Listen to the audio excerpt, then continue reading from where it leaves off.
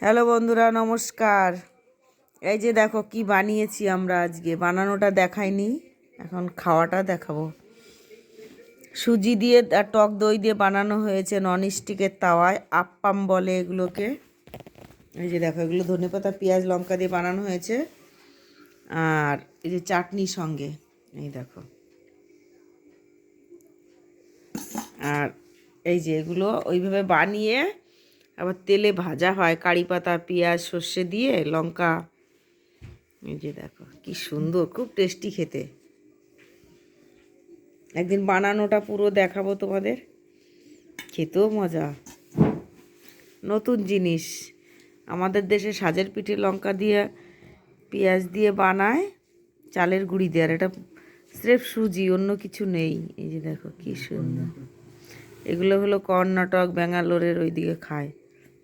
এই যে দেখো, এটা একটু ভেঙে দেখাই তোমাদের। এই যে দেখো ভিতরটা সুজি না। এই যে ওই চাটনিটা দিয়ে খাওয়া হবে। বাই বন্ধুরা।